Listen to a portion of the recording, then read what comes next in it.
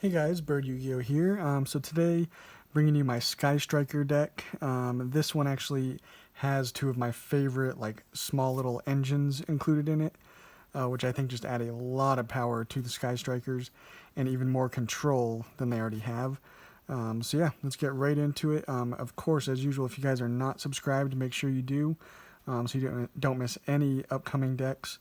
I am actually planning on doing a few decks in the upcoming set, like including Wind Witch, Metal Foes, Ancient Warriors, and Machina are all decks that I plan on doing here in the next month probably, to get all the cards in and everything.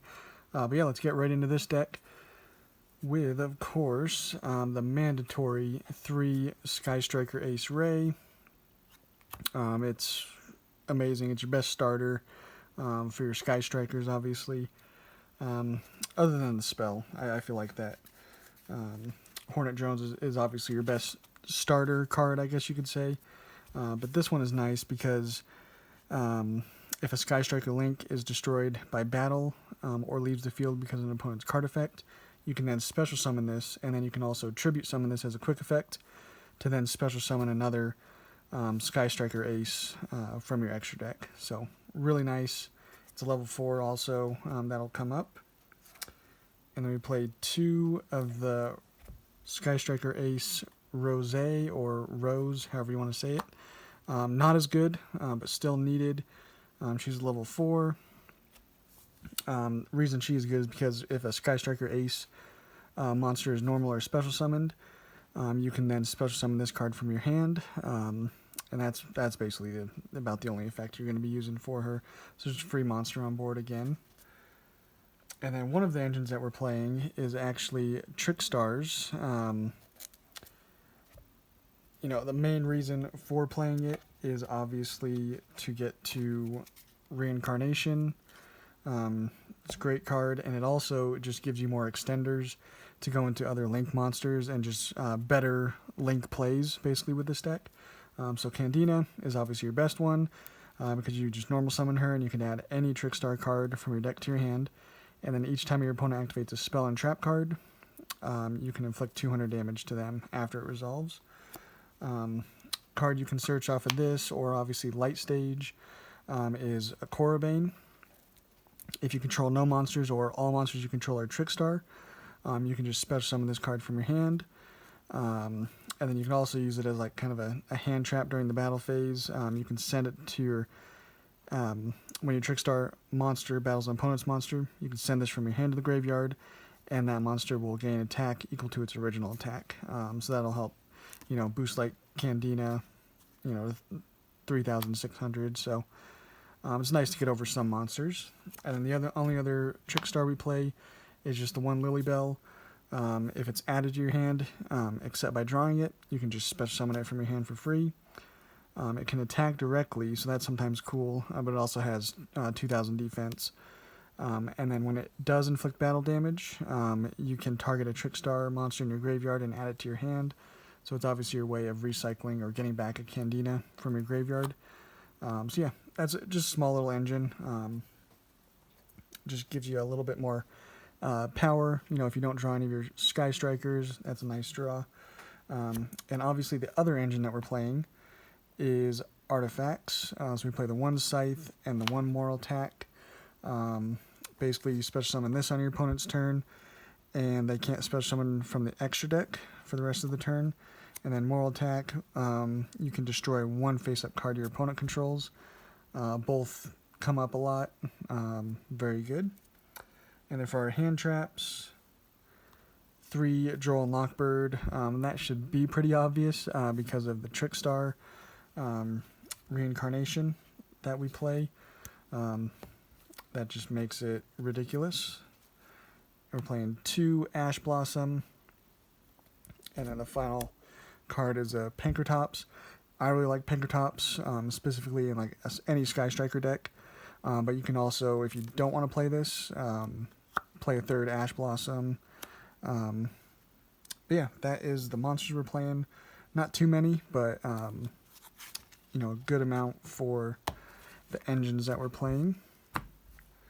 For the spells, Best one for Sky Strikers, that's obviously not banned, is Widow Anchor. 3 of it. You just control no monsters in your main monster zone, and you can target a face-up effect monster on the field, negate its effects. If you have 3 or more spells in your graveyard, which you play a lot of spells, obviously, you can take control of that monster until the end phase. Quick play, it's really, really good. Play 2 of the Area 0. That is just going to allow you to get your plays going. You'll be able to activate the top 3 cards of your deck, add 1 excavated Sky Striker, and then if this card is sent to the graveyard by a card effect, you can special summon a Sky Striker Ace monster from your deck. So 2 really good effects. Shark Cannon is going to allow you to banish a monster in your opponent's graveyard, and then again, if you have 3 or more spells in your graveyard, you can special summon that monster to your field instead. Play 1 Afterburners. That's going to allow you to destroy a face-up monster on the field, and if you have 3 or more spells in the grave, you can destroy a spell in addition to that. And then 1 Hornet Drones. I mentioned it, that it's your really good starter.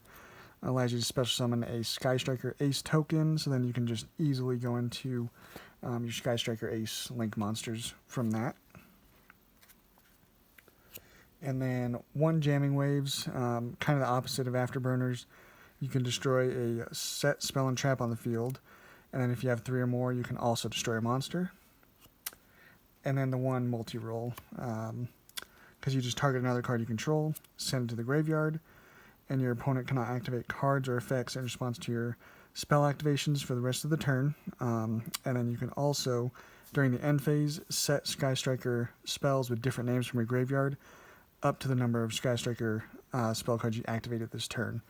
You have to banish them when they leave the field, but that's just really good for obviously getting back, multiple Widow Anchors or Shark Cannons, just really good. And then we are playing the 1 Light Stage.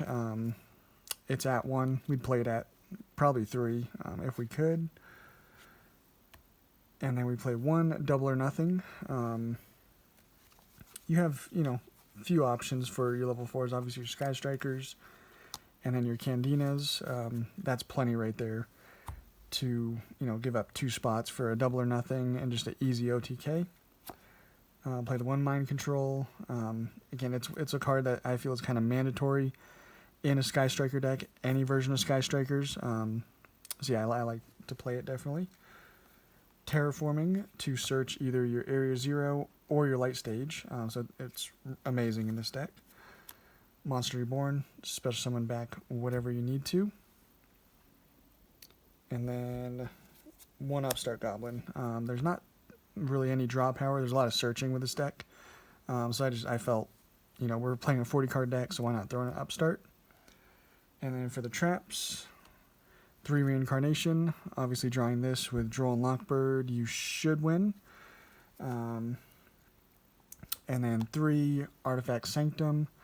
That should seem pretty obvious as well, since we're playing the Artifact engine, and it's just going to be killer for your opponent. So yeah, that is the main deck. Let's get into the extra deck. And we're playing 2 Kagari, 2 Hayate, 2 Shizuku, and the 1 Zeke. I feel at this point I don't need to really go in depth on all of these. Playing obviously just the important ones. Potentially, obviously if you wanted to, you could play 3 Kagari, but in this particular version where you're doing so much other stuff and so much other cool stuff, you don't necessarily need to depend on the whole Sky Striker Link monster engine.